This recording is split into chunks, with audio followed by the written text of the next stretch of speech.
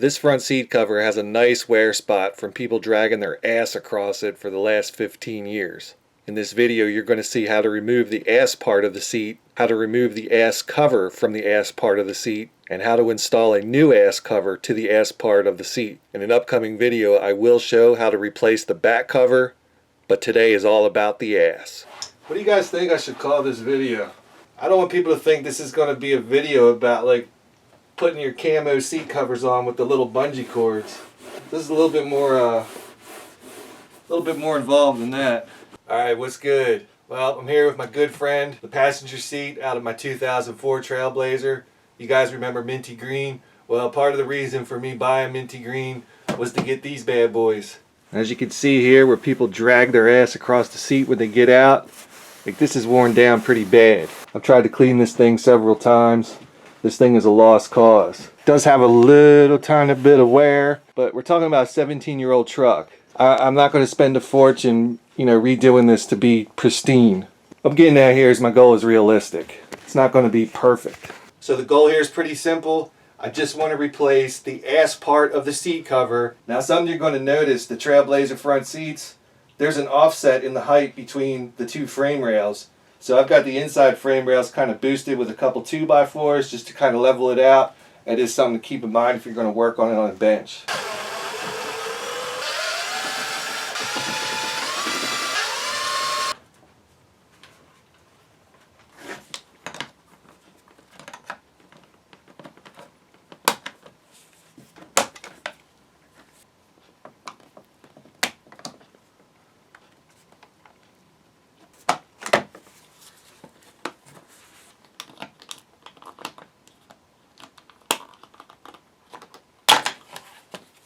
Good luck unplugging these with them still hooked up to the bezel. In theory, these are supposed to just pass through.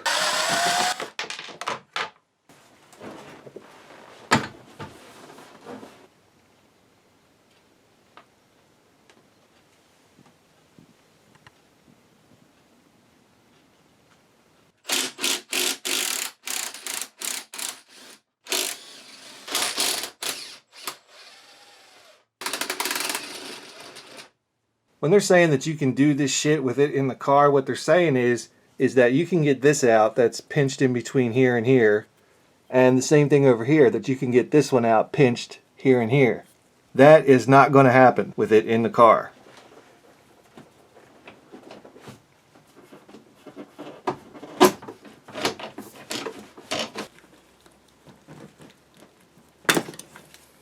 Well, that wasn't supposed to happen. Minty green, you motherfucker.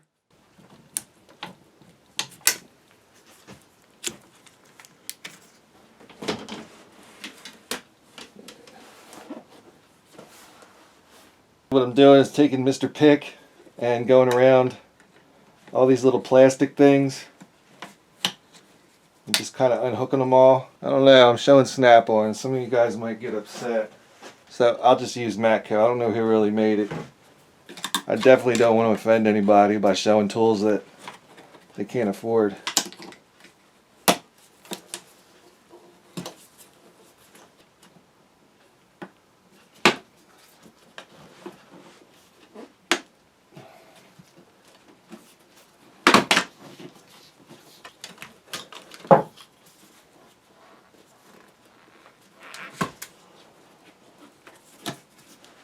Now I'm going to go ahead and unclip this heated seat connector right here.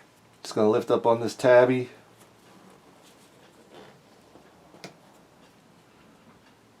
Going to lift up on the tabby again because I fucked up. Get him disconnected. Sometimes you can just use your fingers.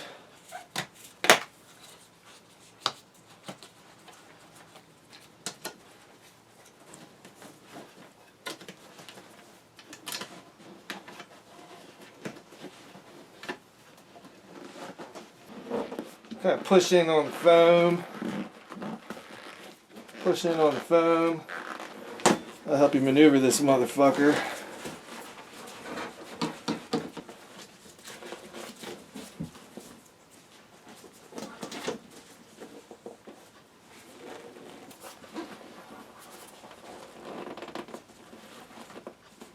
This is what you're looking for.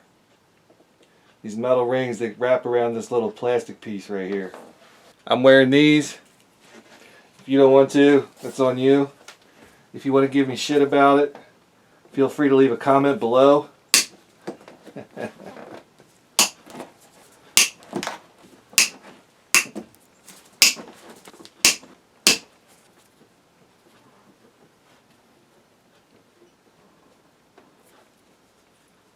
Now my thing that I do when I do seats is I try to get all the metal remnants out of here. And the last thing I'd want to happen is to get the hot girl on the Weather Channel to sit in my Trailblazer and have one of these go into her ass. Look at all that. Now remember, this seat came out in minty green, my 2004. This is going in scratchy black, my 2003. And I am not keeping heated seats. I'm just cutting this wire. The amount of work it would take to actually get this to work like it did from the factory would be significant. All this crap seems to be in good shape. I don't really think I'm going to have to do much else to this. Yours probably won't have this connector on it. This connector will probably still be in your truck. The reason this has a connector is because in my 2003, the passenger front seat is manual seat. And it is going to be power. It wasn't too bad, was it?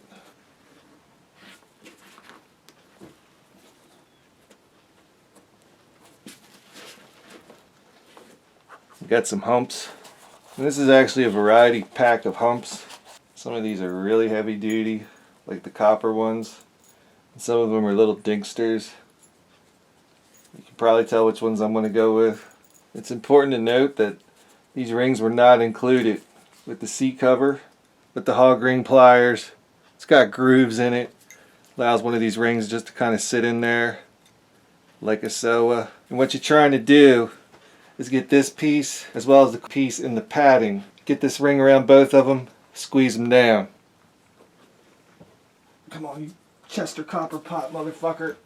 It also helps to yell at it too while you're doing it. That one gave me a hard time. Kind of forgot to just squeeze it a little bit so I could still get my hand around it. I don't know what people with tiny hands would do in this situation.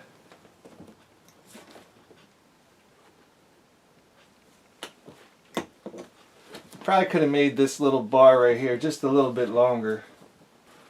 Just kind of push some of this padding down to expose more of the bar underneath.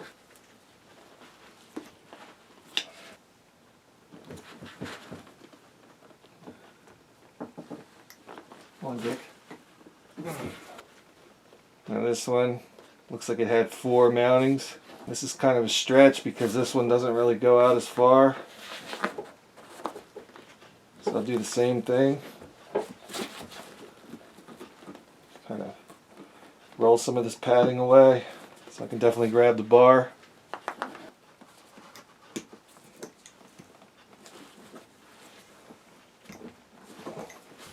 Definitely don't want to have anything that can scratch up the seat cover on here.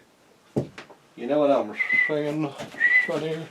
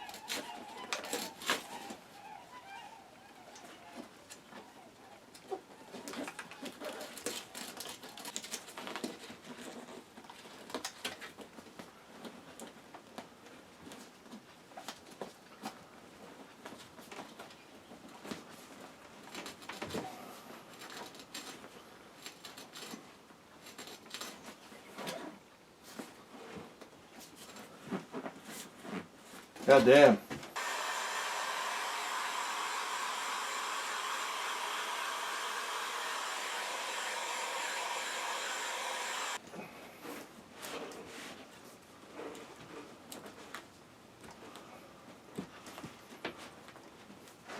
Now if you remember, we've got a couple through holes.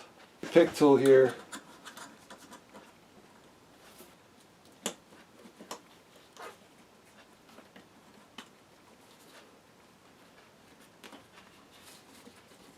Now really at this point I could go ahead and put this back on and get this thing buttoned up, but with a little bit more access to Minty Green's passenger front seat, she needs a little love.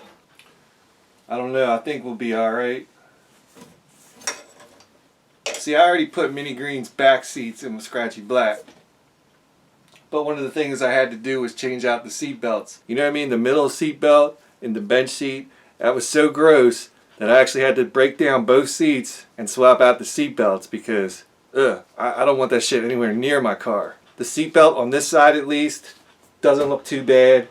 Probably just a little refresher, should be good to go. So I don't think I'm going to have to do anything crazy on this one. The driver's side, absolutely. I got to break everything down on both seats and just make one good super awesome seat with another ass cover.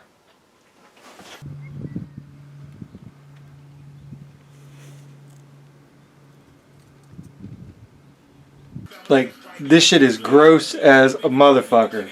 I've already cleaned this thing twice.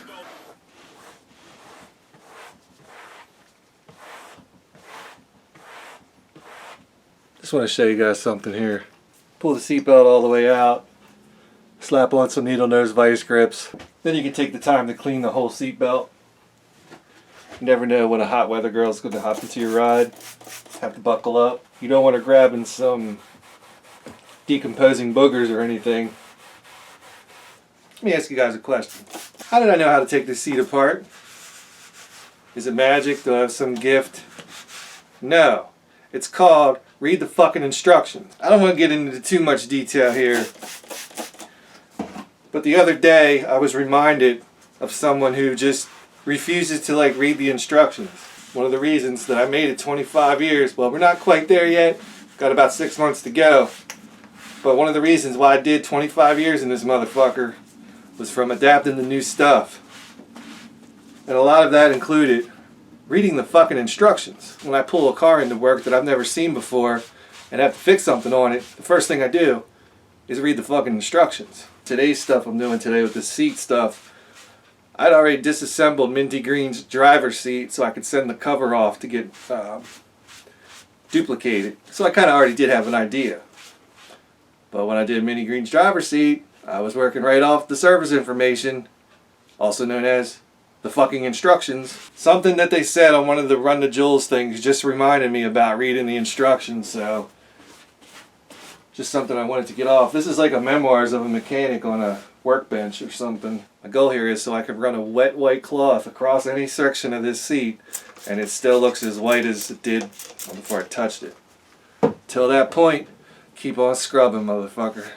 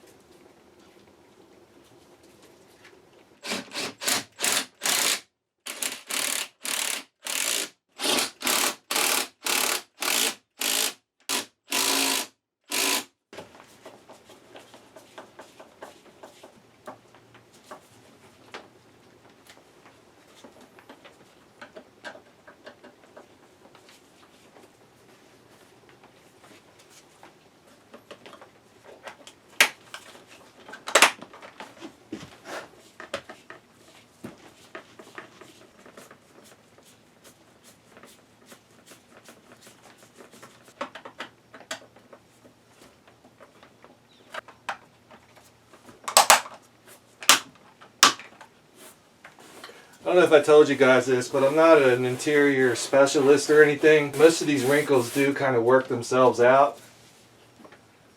So I'm not really over concerned about that.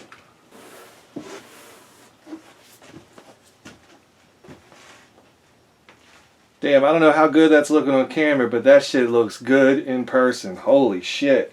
Well, with the cleaning and everything, this was about 3.5 hours to do this. Now I already had the seat out of the car too. Okay, tools required. Snips, flathead screwdriver, Phillips screwdriver, socket, wrench, and drill. Installation takes about 1 to 2 hours. Maybe if you've done it before. Now what I did today with this seat cover is part of a bigger project I've got going on where I'm going to convert the manual seat in my 2003 Trailblazer to a power seat from my 2004 Trailblazer. That way I have 2 front matching power seats. Now I'm sure that Richie and the Bland Boys have already done a video about pulling the seats out of these things, and I'm sure it was exciting as it was watching the spray that I used on this kind of go to a haze before wiping it clean. I'm going to show you guys pulling the shit out myself. Then we're going to go in and I'm going to rewire my 03 to have these 04 power seats work. If Minty Green was an 03, it would just be plug and play. But we do got to do 2 little modifications to make this guy work. So anyway, thanks for checking me out. You could have picked a video from any one of the clones, but you came to me, and I appreciate that shit. So yeah, thanks for watching. If you like what you see, subscribe. If you don't like it, nobody cares. Not one person cares. We're getting closer by the day to the big 50K, which means you guys are going to get a chance to win fat shit for nothing. Nothing. Nothing. Nothing. Speaking of nothing, do you know what Richie and the Bland Boys give you back for your views and your subscriptions? Nothing. Nothing. Nothing. Nothing. So alright, that's a wrap. Let's go on a road test.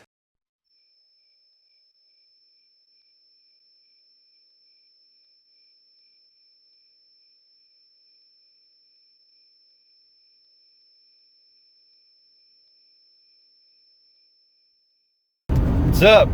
Not your typical road test here because we're driving a Subaru Forester 2015 with all kinds of warning lights on. I don't care about those. I care about this not working. That fucking sucks. And what's up with this fucking sign right here? Well, that's what I'm going to talk about. Alright, Forester, I just met you. And this is crazy. Please balance my cell phone. And, well, I guess I gotta watch the road too. What else do you want me to do, Subaru? You want me to fucking steer the wheel too and operate the acceleration and brake pedals at the same time? Fucking asshole. Anyway, seeing this stupid arrangement of, I'm guessing there's stars laid out on the steering wheel remind me of something I've been meaning to talk about for a long time. And just when you get to be my age, you kind of forget a lot of shit. Can you believe in 2019 that people actually believe in zodiac shit? The premise is, depending on the time of the year that you were born, is directly related to who you're going to be or what you are. And I don't know what's dumber, that idea in itself or people that actually believe in that crap. Got a newsflash for you. The calendar day of your birth has no bearing on who you are or anything else about you. Who's to say that you don't, and again, I'm not singling anybody out here, but let's just say you're born a Gemini and you're like, you know what? I'm fucking Gemini till I die, son. I got all the traits of a Gemini. I'm egotistical and I'm a sociopath and whatever else. I'm just making all this up just so you guys know. Well, who's to say that somebody ain't fuck up on your birth certificate and then you find out you're like a Leo. Now all of a sudden you don't have all these sociopathic traits that you had when you thought you was a fucking Gemini. Not to mention the fact that there's like cutoff days. So if you were like born on March 20th versus March 21st, you're a completely different person. Nah, fuck that. What if he was born on like March 20th at 10 o'clock Pacific time? Well, is the zodiac for Eastern time or Pacific? Explain that, you fucking tards. Why don't you go out to a fucking palm reader while you're at it? Call Miss Cleo, she'll tell you, you know, good things are going to happen to you, provided you give her a little bit of cash. And with all this dumbness going around, I sometimes think that, like, I'm the crazy one in all this. Like, maybe it's me, you know? I think there's, like, little pictures associated with each of the 12 zodiac signs. I'm going to try to name them now. There's Gemini, Leo, Libra, Scorpio, Aries. Fuck, I think I already said Gemini. Well, Gemini twice. I think this is my pitch for a reality show. We lie to kids and change their birthday to 6 months either direction. It can either be 6 months behind or 6 months forward. Let them progress till they're in their 20s, and then have them assess who they are as a person and how they directly relate to their zodiac sign, and then, you know, reveal the truth with the real birth certificate.